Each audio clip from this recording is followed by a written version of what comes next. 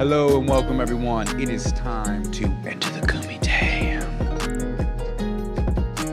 Remember, this is not a sport. You don't play fight. Welcome back, guys. PFL has come back with another great round of fights, except for that Clay Collard fight. He got robbed in that one.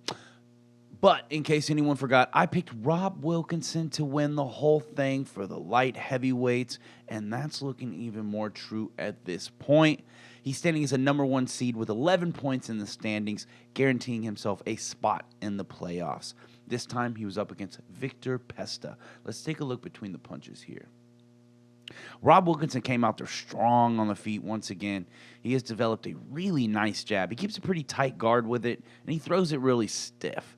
He isn't necessarily fluid or adaptive with it, but the powerful, stiff jab is a solid weapon to have in the arsenal. I will say that Wilkinson kind of holds himself stiff too, which can be a bit of a detriment. He also has a weakness when he commits to his straight or his overhand.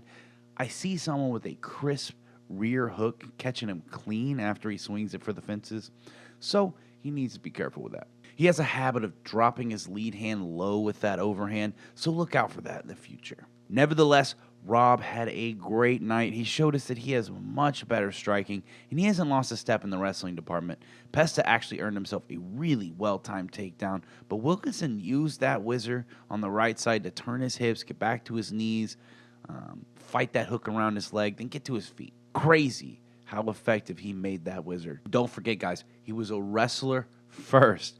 At the end of their grappling exchange, Wilkinson breaks free from clinch. He kind of just shoves him off, and then he finds a really nice left hook right behind the ear of Pesta, and that was pretty much the beginning of the end.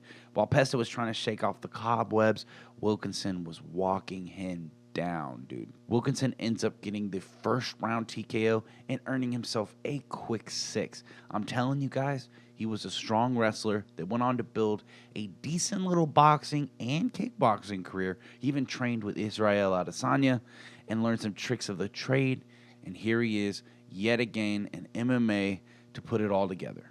There are a couple little holes that worry me for him going forward, but he's good, man, and he currently has 11 points in the standing, the light heavyweight division, guaranteeing himself a spot in the playoffs. I'll still call him for my favorite pick in the season, honestly.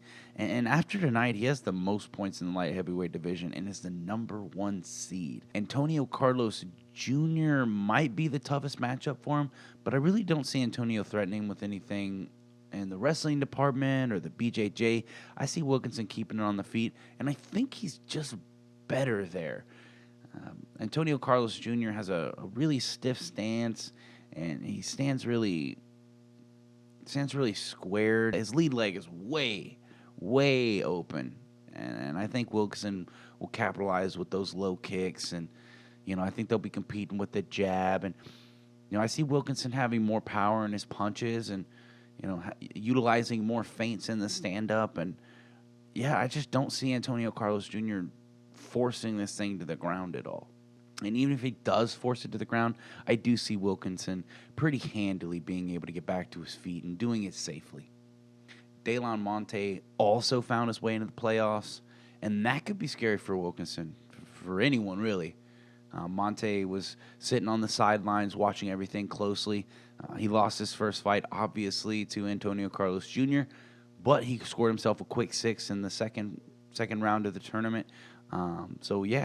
He ended up coming back, and now he's in the playoffs. And that's a scary fight. Delon Monte has some serious power in those hands, and I could see him putting anybody's lights out.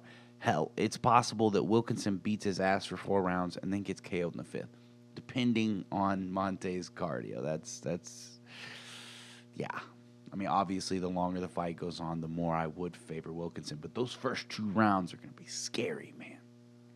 And I would suggest for Wilkinson to also grapple and try to wear on Monte a little bit, grind him out, to take off some of the speed and take off some of that power. But yeah, I'm still sticking with my favorite pick of the season, Rob Wilkinson for the light heavyweights. He's got solid stand-up and has a really strong wrestling base. You honestly can't ask for much more out of a fighter.